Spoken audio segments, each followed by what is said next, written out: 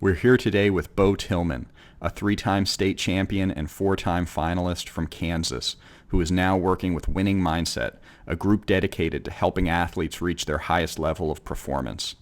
Beau talks about what it was like being coached by his father, the role of psychology in achieving your potential, as well as some of the tactics that helped him on his journey to be a three-time state champion. As always, please leave a rating and review on iTunes, and let's get rolling.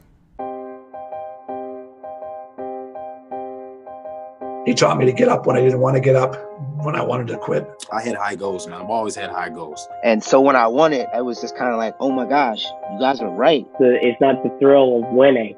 It's the joy of having that personal goal and being able to achieve that and walk off the mat with your head held high and with your hand up. That just fueled my fire. And I was in every state championship match from there on until I graduated. That was when I really started doing the kind of wrestling that I was capable of. Anybody that steps in the ring and just decides to commit the entire time is a state champion in my book.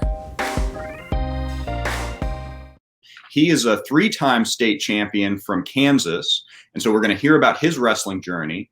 And he's also, since then, been coaching wrestlers with Wrestling Mindset, where he focuses on sports psychology. So we're lucky we're going to hear about both those things, I think, today. So welcome to the podcast, Beau. Yeah, thank you. Thank you. I'm thankful for the opportunity. So why don't we start at the beginning? I'd love to hear how you got into wrestling. Yeah. So I've been wrestling since I was really little, 3-4 years old, actually practicing.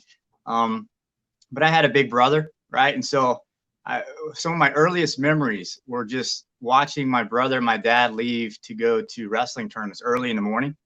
And I remember actually sleeping by the back door. It was still dark outside, and just crying, thinking, I want to go, take me with you. Why do I have to stay, kind of thing. And I just, some of my earliest memories, I just wanted to go. I wanted to wrestle. And he'd come home, he'd bring these medals and trophies and things. And of course, I wanted one of those or more. So that was kind of my earliest memories with wrestling. I've always just wanted to go and compete and be a part of it. So my dad was the head coach for the club. He was all the way up until, since I got out of high school, which would have been actually about 2000. I graduated in 99, but wrestling's in our blood. It's in the family. So that's really what started it. And I didn't have a choice because my older brother was beating up on me at home. So how old exactly were you when you started wrestling? I was 5. I went to practice when I was probably 4. And then at home, when we were earlier, younger, but Dad didn't let me compete for that first year or two. Obviously, nowadays you can't compete till you're 5 or 6, but yeah, 5 years old. That's great. I had a different journey myself. I started in high school and went to all the camps, and I feel like my wrestling journey was kind of compressed a little bit into a short window, which I'm very grateful for. But I do I've always been a little jealous of wrestlers who got to start so young. With your dad being the coach, did he have a specific system of wrestling?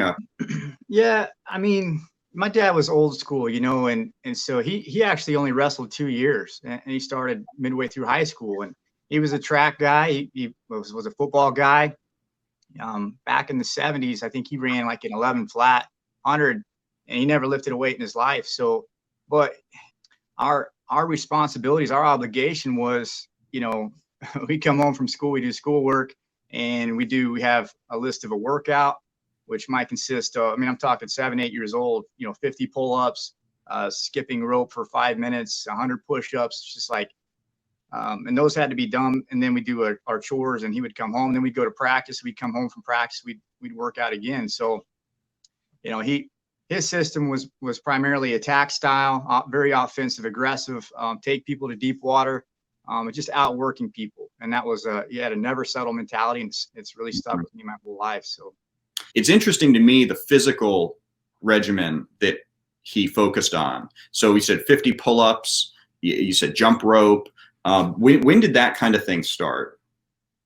Yeah, I was probably 6, 7, 8 years old, and I remember I gauge kids nowadays based on things that I knew I could do back then. And 50 pull-ups at 7, 8 years old, and skipping rope for 5 minutes kind of thing, which I don't know what the count is, but I know in college we would do 1,000 to 2,000 jumps a day. And back then I thought I had asthma. I just couldn't breathe. So he taught us, to work through being uncomfortable, and the push-ups. I don't know how many thousands of push-ups.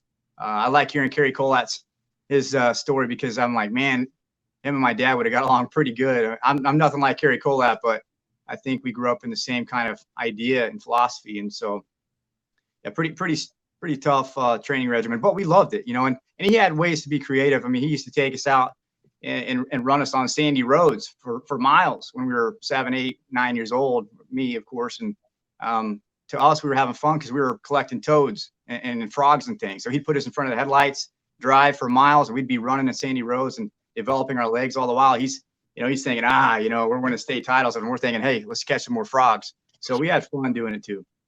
That's awesome.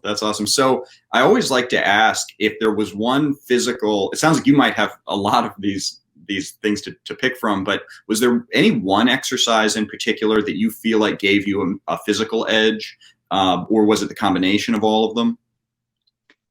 I think, growing up, we had a tow rope. So he climbed, we put it up in the top of an apple tree, and we, as kids, just naturally climbed that rope all summer long. And it was a toy to us.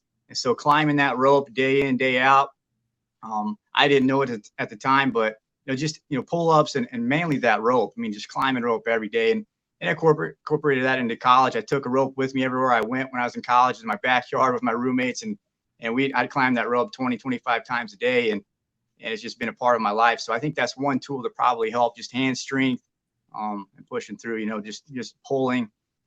Very good tool. That's really fascinating, because I have always credited ropes with my success in part from a physical perspective. When I was, my big jump, I had a couple big jumps in my training, and one of them was junior year to senior year. And I did, nonstop ropes between then, and my hand strength was dramatically different, and it made such a difference on the mat. Obviously the pulling muscles from pull-ups and from the ropes as well really helped. But I do remember very clearly that it was a different story when I would grab onto somebody's hands and wrists after that kind of commitment I made. Yeah, absolutely. I agree 100%. Yeah, it's too bad nowadays you see it's more liability issues in high schools and schools where you used to see ropes in gymnasiums everywhere, and boy, it's a struggle to incorporate that into your rooms, because it's such a risk, I guess. But it's a great tool. So yeah, interestingly, I coached wrestling back in 2006 for one season, and then I started coaching again this past season. And in 2006, they'd gotten rid of all the ropes, and in this area, you just couldn't find any ropes in rooms. And now I'm not asking any questions. The ropes are there. They brought them back, and so I'm happy to have them. I remember I made a big deal about why they were gone back in 2006, and I pushed to get them back. And I was only there for a season, and I really wasn't able. We had to use peg boards and just do pull-ups, but somehow they made a different decision. Now they do have a stopper at the halfway point of the ropes so that you can't get too high. That's a fine compromise to me. If you go up and down, up and down, up and down, just double the number of times you're going to go up and down them, and that's fine. Did you do weight training? Did you work out with weights as part of your high school regimen? Yeah. Again, my dad they didn't grow up in the 70s with weights, but we had little things like he built his own like tricep extension thing. We had some dumbbells and some barbells. We did curls and things, nothing ever very heavy. Most of my career, I traveled with, some dumbbells, a wrist roller, a rope, a jump rope, an ab roller. And, gosh, I'd say that's about it. I had some stretch bands, but that went with me everywhere I went. And, there's a lot you can get done with those tools. That's why I'm like, man, this pandemic really wouldn't have changed things for me. Although, we had access to a weight room, and yes, I took weights in high school, and I lifted in high school, and I played some football and other things. And so that was definitely, strength is a big one too. That's very, very important. But yeah, lifting weights was part of that routine. It sounds to me, just reading between the lines, that you lifted in high school, but that didn't sound like it was as core a part of your strength program as the calisthenics were. Is that right? Yeah, and I'd probably say I was a little naive. Again, you have to learn to train smarter. But it was yeah, I lifted in high school. Definitely was something that was important. But for me, also, like, independence in my training was probably something that kids need to learn more. And this is a good testament right now with the pandemic. It's just being very independent in your training. And the higher level you go is something you got to be able to incorporate, into your regimen. And so I was more like, running the ground and stance in motion for 10, 15, 20 minutes kind of thing. And just climbing rope, push-ups, pull-ups, those types of things, and just body weight exercises was a big part of what we did at the house. That was what we had. It was our tools. And it really didn't get boring to me. I actually enjoyed training. I didn't enjoy cutting weight, but I enjoyed training. Yeah, I think you've got a lot of company in that. I didn't enjoy cutting weight either. Yeah, which is a term too that needs to, we need to probably have a different interpretation of that. Was where when I hear the term cutting weight, or when I'm cutting weight, I almost cringe. I'm like, it's not cutting weight. It's it's a discipline in your training. It's a lifestyle. It's part of that action plan, so yeah, that's a more positive approach to it, rather than viewing it as I'm cutting weight, because that's a negative, and it's definitely just the thought of it drains my battery, so. That's interesting. So do you actively it sounds like you actively look for ways in your language to stay positive. So is that what you're doing there? Yeah. I mean, I would say guilty myself. I try to practice that. I've learned that from wrestling mindset, but always, I think, even in the past, just positive self-talk and trying to redirect those, and little things like I will in my goals. I change I will to I am. I am a state champion in 2021, rather than I will, because that makes me feel like I'm putting it off. But if I commit to it that I am, and I am now, then I have to start believing in that. I build confidence. Or, I mean, even at my wedding last October, I got married, and the pastor said, when we were saying our vows through difficult times and whatever, and I was like, I stopped and I was like, I redirected him. I said through challenging times. And so I just didn't want to verbalize that, because I don't view my marriage as being difficult, but it is probably going to be a challenge, and there's a big difference. So, I try to practice that as much as I can. I'm not perfect at it, but it's good to just try to be positive. That's one of your best weapons, and how you view and perceive things, and finding gratitude and stuff is very, very powerful, and it definitely takes conditioning. And I've learned a lot of that more in detail through wrestling mindset myself. Well, if you're correcting the pastor during your wedding ceremony, I'd say that you're doing pretty well at making sure the language is positive.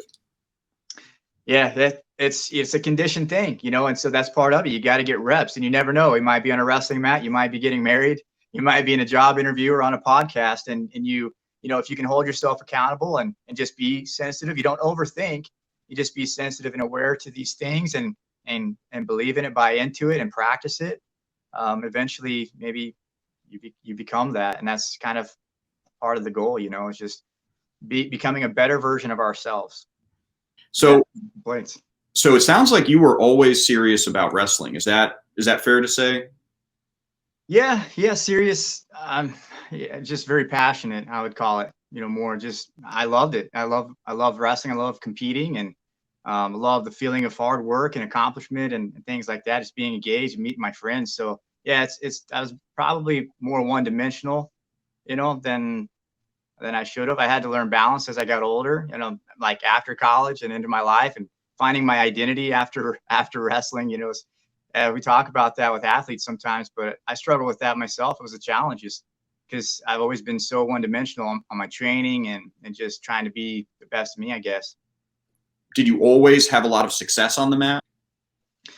Yeah, I mean, earlier in the years, I struggled a little bit, and I've just always been very competitive. And so, I really think everything changed for me probably when I was 8, 8 years old. And I remember this one match wrestling a very well-known wrestler, and he is today still. I mean, Zach Roberson from Kansas. He's never lost in high school. He was a national champ at Iowa State, and he's just an all-around great guy. And at an early age, I mean, you could tell his charisma, and he was winning state championships back then in 1987, 88. And to me, he was like a god, when you're that little. He was a state champ in my bracket, and here we go with that fan base mentality. And I remember I had to wrestle him. Here we go. This is the guy, and there's no way out. I got out there, and I realized about halfway through the match, I was like, I can compete. I can do this, and I can wrestle this guy. And I lost, but that was success to me, and it was not wins and losses. It was like, okay, it took you a minute, but you performed. And I took another loss from him later in the year, and then I beat him in the state championship. But the idea, that aha moment of like, okay, I can do this.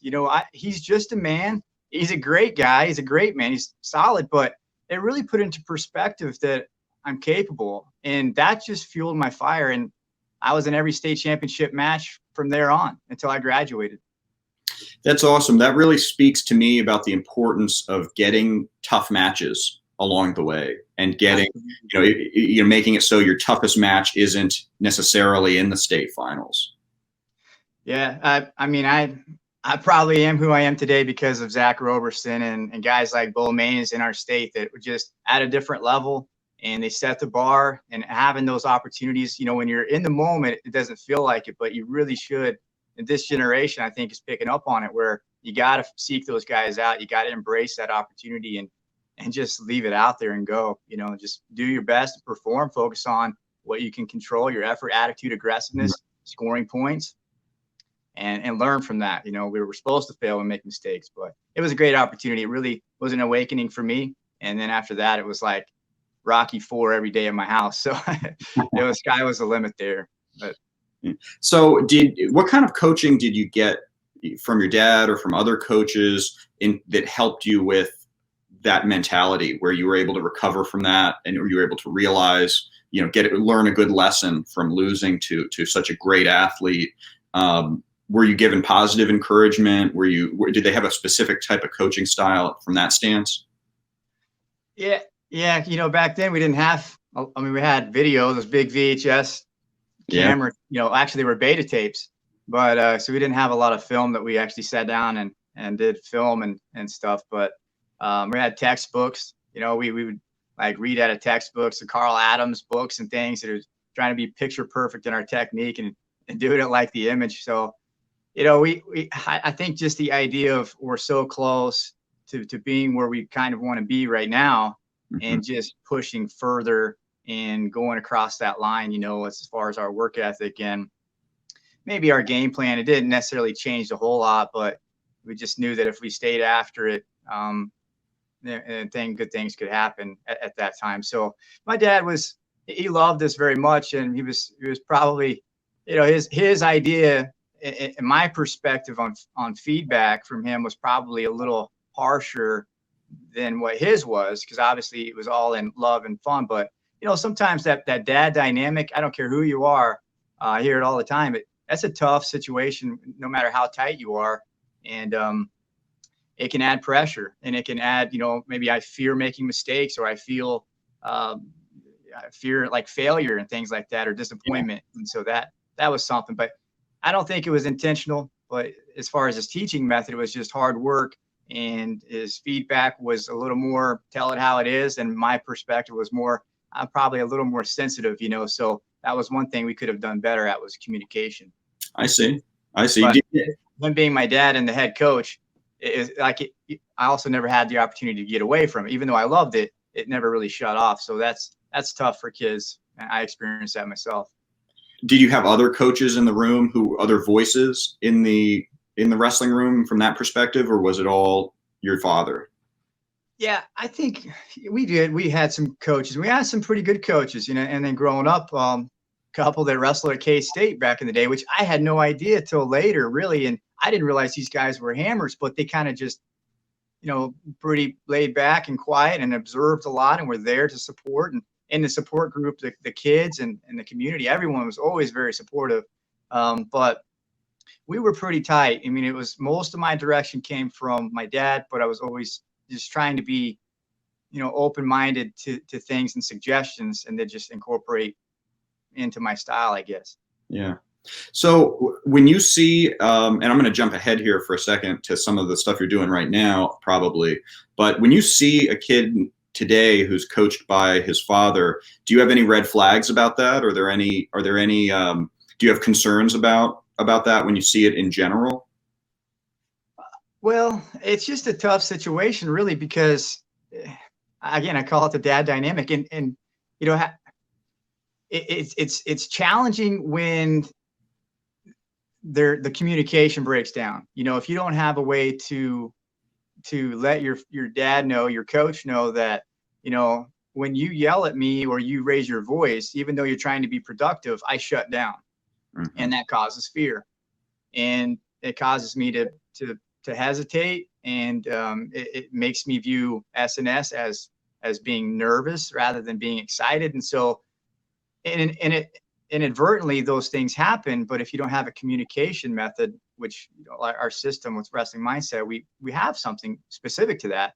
When the communication barrier breaks down, then it's really challenging to help mold that and fix that, and have enlightenment is really the biggest thing, is enlightenment. Because maybe my perspective as an adult is different than that of a child's 10, 12, 14, 16 years old, maybe even in college. But we also remind our athletes and clients that on both sides, like primarily the athlete, if things don't change, how will you handle that? What can you do? And that's life. I mean, if you have a teacher that maybe you just don't see eye to eye with, they're probably not going to change just because you say you prefer to teach this way. So it's up to you to make those adjustments and do the best that you can. So having an action plan is really what we try to help with on both sides. Mm-hmm. Okay. So can you speak more about enlightenment? You used the word enlightenment a moment ago. What do you mean exactly by enlightenment? Yeah, so I've had a situation. I've got a 12-year-old daughter, and she's a great kid, but she could be an introvert sometimes, and she may view like my perspective or my response in a different way than and she'll surprise me, like, you were mad at me, and I'm like, whoa, no, I wasn't mad at you. I'm just reminding you that this is how we want to try to do things. And so her perspective was different based on my reaction, which wasn't anything inappropriate by any means, but she's pretty soft spoken, and all around. She, so just kids in general. And so the enlightenment part is like, okay, I didn't realize that when I show you track wrestling on my phone and I talk about those opponents in your bracket, that makes you nervous. And so, yeah, Dad, but see, I, as a kid, how do I tell my father that sometimes? How do I tell my coach that? Because I don't want him to be disappointed or mad or something. Like maybe you're warming up before a match and, you like to rub your athlete's shoulder. Your dad's always kind of like, shaking your arms out, smacking you around, and you don't like that. But how do I communicate that without hurting feelings or feeling like maybe he'll be disappointed in me? So the enlightenment part comes from them engaging in the exercise and seeing ways to communicate better. And as wrestling coaches, you have to know your individual athletes very, very well. I've read and heard stories about Gable, who was big on that. Dan Gable, who just knew his athletes very well. He did his research all the way back to kids that were in high school and maybe beyond that, but talking to parents and coaches and things, so he could know his athletes and what buttons to push and how far to push and this and that. So that's where the enlightenment part comes in. It's just an understanding of knowing people a little better and knowing their perspective rather than what you view as their perspective. Fascinating. So it sounds like you, growing up in wrestling, maybe didn't have all of those same tools that you've learned about now, but you were still able to find great success in your career. If you were to boil down your wrestling growth, and highlight, some of the key things that allowed you to go from, I think you were second in the state as a freshman. Is that? As a junior. Yeah. As a junior. Oh, junior. Okay. So you won it as a freshman, and can you just tell us what weight classes were you at? I wrestled 103 and 119, and I went up to 125 my senior year. If you were to boil down your success to, one or two things, just starting with your freshman year, what would it have been? I really think for me, I was pretty naive, but, in high school, I think for me, it was really just work ethic and doing more. I tell guys now, like even with quarantine, I enjoyed practice. Practice was a big part of my development and just having fun and engaging with people. But practice was an opportunity, an hour a day or 45 minutes a day for me to practice what I've been practicing. Mm-hmm. And so, it was 3-a-days all the time. And I would skip lunch or, not skip lunch, but leave for lunch hour my senior year and go work out. And I had COE where we would leave and my senior year go and we would go work. And then in between work and practice, I was working out before practice. Then I'd come home and get some tea or whatever and something to eat. And I'd go work out again. I'd pass my geometry teacher in the morning. He was a cross country All-American, 5 a.m. in Kansas when it's 20 degrees outside, and say, hey, what's up, teach, and we're running and things. And so just doing more, than other people. And I think for me, that was my way of overcoming pressure and maybe just the confidence, but, just outworking people, the fear of failure, fear of fatigue. I was beating that up just by training really hard, which I was young enough that I could recover by doing so. And I learned when I got older that I can't train like that. And so that was probably my best asset, was just trying to outwork people. And so that helped with my mentality, my gas tank, and just belief in myself and having no regrets that, I've done everything that I could. There's just nothing else more I feel like I could have done. Maybe nutrition was the biggest thing too, that I just didn't know. Our method was different, and it was not right. Weighing food, and I knew nothing about nutrition, and it was old school.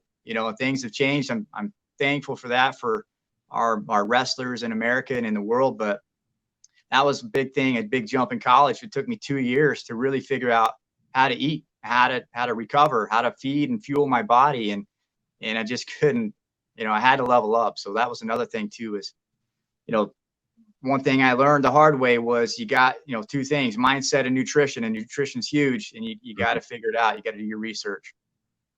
So I'd like to jump for a second to what you're doing now. So can you talk to us a little bit about what is wrestling mindset? What is the work you're doing these days? Yeah, wrestling mindset is it's winning mindset. Our foundation started with wrestling. It's made by wrestlers, Ivy League wrestlers, Gene and Jeff Zanetti, and it's really geared around a systematic approach. Our goal is really to maximize your potential on and off the mat, so you just success in life, but using sports as a tool, as a vehicle to help us learn and condition to work through tough situations, challenging adverse moments, whether it be confidence, relaxing under pressure, nervousness, injury recovery, sleep. We talk about mental toughness, motivation, clarity in your offense, communication. There's just anything you can think of when it comes to mindset, which is, everyone has a little bit of something. We call it red flags, where maybe you're a practice room wrestler, or you choke in big matches. Maybe you give opponents too much respect, that fan-based mentality. You stereotype. Maybe you fear fatigue, fear of making mistakes, fear, pressure, those types of things. So those are all red flags. It doesn't mean there's something wrong with you. Everyone has them. But our job is to help, bring those to the surface, figure out what they are, and develop action plans and do the exercise. We write these things out. We have a curriculum and worksheets, and we go through that, create those action plans, and then it's kind of up to you to get repetition. We stay with them, we work with our athletes, but it's really just, we spend a lot of time, like I said, work ethic. We spend a lot of time physically training and drilling. I mean, drill till you don't want to drill anymore. 10,000 reps to reach mastery. Wrestling is 90% mental. Why aren't we training more on the mental side of things? And that's really where the Zanettis jumped in and said, look, we gotta do something to help people, because this is huge. And confidence is confidence. So these same things that kids are experiencing, they don't just go away. That's who they are. And sometimes when you're taking a big test or a job interview or asking a girl out on a date, a prom, getting married, I mean, you name it, these things come up. You experience these feelings, and then how we cope with that and move forward is really, it's not just wrestling. So it's pretty special what they've done. And so I'm all in. So I've talked to a lot of wrestlers and a lot of athletes, and wrestler might not know why they're nervous. They might not know, they might not know kind of what's going on internally. They'll talk to their coach, and the coach will just say, you just got to get out there and do it. And you got to get out on the mat and get more mat time. And then the butterflies will go away and you'll get over these feelings of nervousness. Do you think that's good advice? Well, I think that it can be accurate, because yes, by putting yourself in uncomfortable situations, you develop mental toughness. But, that might take years, and maybe you got a tough schedule and you continue to, maybe you go 15 and 40 or something, and you just can't ever really get over that hump, and you're stuck in win-loss columns and things. And so I agree, like a lot of kids really, they recognize SNS as nervousness, but we teach them to kind of condition and think like, what's your new interpretation? Maybe it's now you're activated or you're excited or you're pumped, rather than viewing it as a fear thing. And so they recognize it, but that's sometimes as far as it goes. They don't know why. And let's figure out why it is. So, well, this guy's a state champion. Okay, well, and then we kind of take them down the path and teach them how to work through the next steps, which might be, 4 or 5 exercises. So, yeah, you have to bring it to the surface and figure out what it is, face it, go in that dark place and face it, and then have an action plan, and then start believing in it and reinforcing it and conditioning yourself in those moments. But you definitely can't shy away. When you're wrestling, you got to get out there, or you just quit and you're done. And we don't want to do that ever in life. But I think the big thing with that also is, you'll figure it out. Well, that's part of what's so special about what the Zanettis have done, is that we have a system. How do you teach confidence? Just go out there and be confident. You just need to get tough. And sometimes you can grit it out and you can figure it out. But I spent years, most of my career, trying to figure these things out on my own, and maybe reading books and searching for those answers. But it's amazing how quickly they've spelt that out with a systematic program that says right here, this is what it is. And these are the steps on how to face those situations. So you can figure it out. Some people figure it out quicker than others. But I'd hate to see a kid go 4 years and miss out on having a lot of fun by trying to figure it out on his own, just by getting out there. Can you give any anecdote or just any story about something that we can all relate to? A wrestler's got to face let's say a 2-time state champion, and they're heading to wrestle them. They don't have that kind of great track record themselves. They've never won a huge match, but they're very capable physically. They should be able to go toe to toe with this accomplished wrestler. What might you do to prepare that wrestler to do well? Yeah, that's just a good question. And, we hear those types of situations a lot from kids that they do experience that. And, there's a lot to it, really. Deep breathing is a big one. Like, you got to breathe, man. And, but really focusing on your objective. Those are prey thoughts. Yes, we get it. He's a state champion. He's a 2-time state champion. There's nothing we can do about that. You are where you are, but you focus on your effort. You focus on your attitude and your aggressiveness. And one of our managers, Jake Hunter, he talks about, one time he said, just, go out there and just beat this guy up. We're not worried about maybe technique and things, or scoring and winning and losing. Just go out there and beat him up. Be a hammer, heavy hands. And if I'm focused just on that, and I stand up to this person or this idea, this state champion, and I can do that and feel good about it, then win or lose, that I should be okay with it. And then I can learn from any mistakes I made or whatever. And I see firsthand, hey, I got to finish my takedowns. I've got to mat return this guy, or, if I'd have just come up off bottom, or got a hand control or kept my hands out, then, it might have been a little different. I might have been within 2 or 3 points, and I finish a takedown and I can hang with this guy. So really the big thing is not worrying so much or focusing on the distractions of status and things on paper and the abilities and size and school and all that, but what can I do, and what's my objective here, right? It's yes, we want to win. Yes, we're competitive. We've never, as a company, ever thought that, don't worry about winning, just go out there and wrestle. But believe me, I'm very competitive. I hate to lose, but sometimes we have to kind of like put those things aside and think, okay, I just need to go out there and do what I do really well and practice what I've been doing. I've trained so hard. I'm not going to let fear take away from my passion. And so for me, again, there's a process of recognizing things, breathing, staying in a routine. If you're focused just on your routine and not those distractions, you're staying in the present moment. Mm. So if I'm focused on the different dynamics, my breathing, my stretching, my warm up, my hand fighting, my music, and things like that, then I'm not worried about draining my battery and what's going on over here. Then I'm going to probably come out, less tight also. So there is a lot that goes to it, but in a sense of your faith, I mean, sometimes for me, and my analogy personally is sometimes I just got to put things at God's feet and say, you take the wheel, you got this, win or lose. I know something's great is going to be on the other side, and I have to believe that. And so that's one way that I cope with situations that are tough going in, and that helps put me at ease and at peace. And then I put my head down and I go. So. That's great. That's great. For me, one of the things that resonated with winning mindset was the work you guys do that focuses on reducing fear of making a mistake.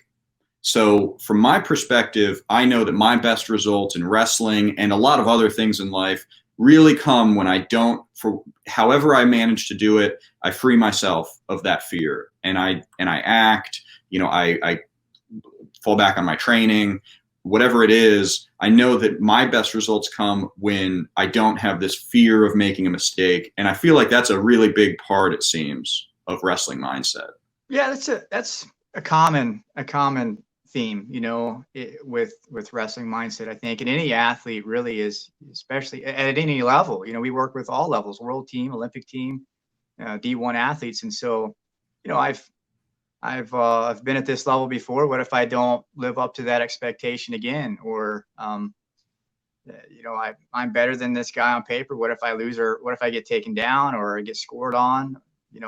This guy's a stage. It works both ways, right? And so I think if you recognize what those pressure situations are, what those fears are specifically, and just knowing what they are and setting your own expectations really for yourself and just competing. First thing is knowing what they are, and then creating a coping strategy for that, and having a process, having a routine. And really, I think, those are all natural, common things. Like, you can't feel alone in that situation. That's one thing too, is that it's okay, and that's normal, but how we deal with it, how we cope with it is really what's important. And everybody wants to go out. Maybe that's the ultimate test, is being able to go out there and be at ease and compete like you do in practice, and not worry, have fun, open up, get in a flow, get in a zone. And when you get there, it feels great. If you can be there all the time and live in that world, man, that's awesome. That's got to be so great. I've been there before myself, and maybe I strive to get into my sweet spot, and if I can get really good at feeling really good so that I can compete good, maybe that's part of that as well. So peaking weekly, peaking daily, peaking in competitions, but it's a process, and knowing yourself very well and the things you need to do to help you feel good so that you can compete good. That's probably something that people should pay more attention to. Everyone's different. So in part of your curriculum with winning mindset, do you focus on a system where you're aiming for the peaking? Is that part of your goal, is to help influence the wrestlers so that they can plan to peak at the right time?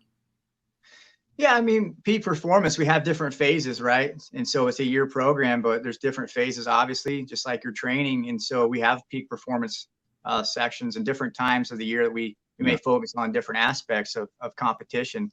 And so, big moments, fan mentality, big competitions, there's just different stresses and pressures and fears.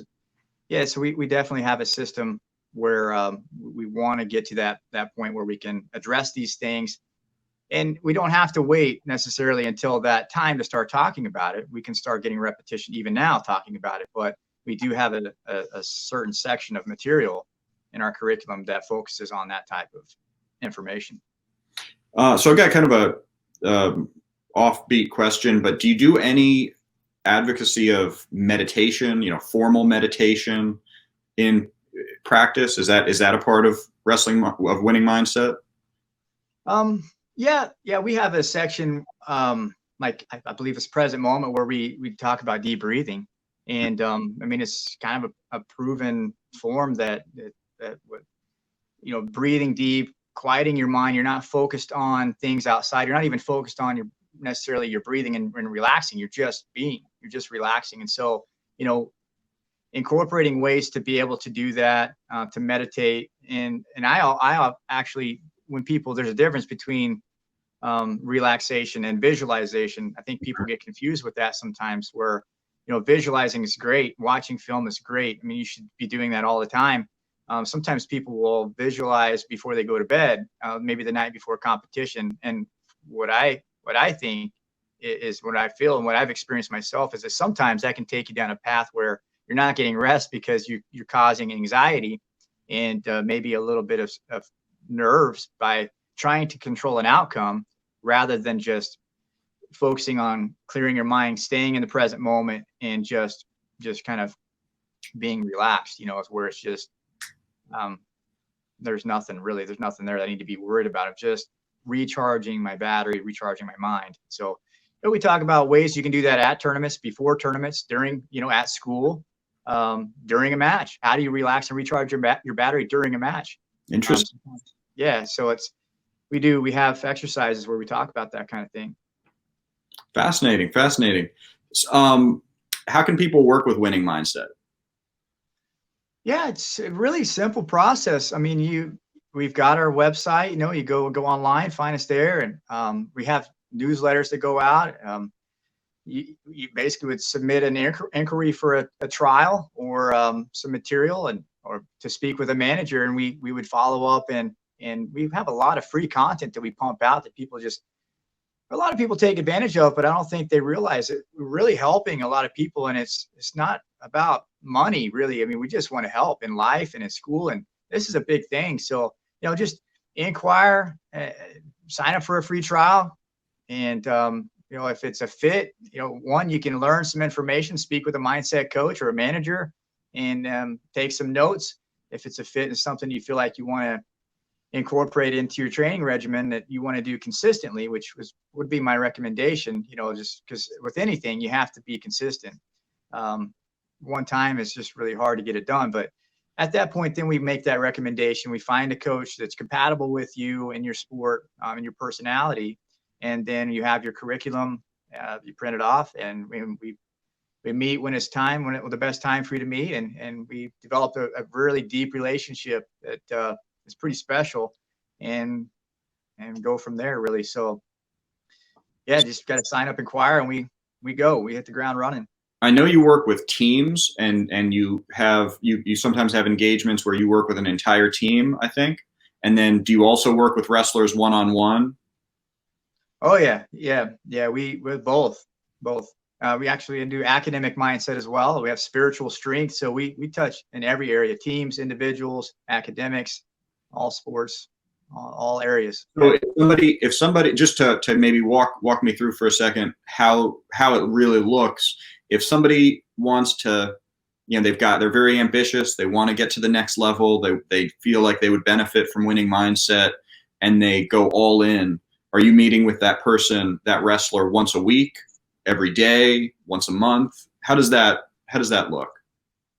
Yeah, if you're all in, it's pretty common that we go with a gold program where it's weekly, and that's just like anything in our training. If I'm not moving forward, I'm moving backwards. And so you got to be persistent and engage frequently. So yeah, it's once a week with your coach over the phone. With teams, it's virtual, and which fits really good right now because we're doing webinars with people and individuals that are at their houses. So our team stuff is really picked up, whereas we don't have to meet in a group now, and so we've adjusted as a company where we can do webinars like this podcast and things. And so meeting of the minds where we're helping out. But yeah, the individuals over the phone, teams through Skype or Zoom, Google Hangouts, it works pretty well.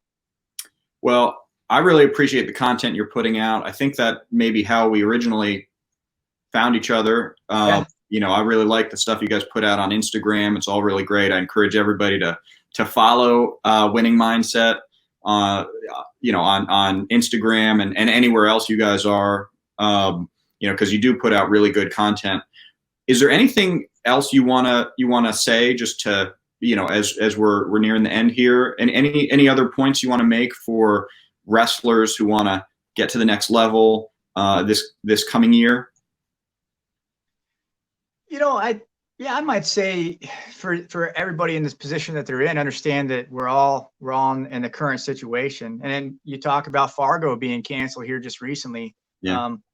You know, it is what it is. That's definitely a challenging situation, but it's not an all or nothing thing, and that doesn't define who we are. And it's a great opportunity, and we love those events, but we have to maximize our time and what we're doing and continue to push forward. And that really is life, you know. And so we're going to have those hiccups and things and adverse situations, but we can't stop. We can't look back. We have to find ways to get better, and you know, just be a student of the game, be independent in your training, find a way. You know, it's not why me, it's how can I in situations just like that. And what's the next best thing? When we talk to high level athletes that high level athletes that go through these similar situations, they move right away to what's the next best thing. What can I be focused on? And if I don't have resources, I find them or I make them.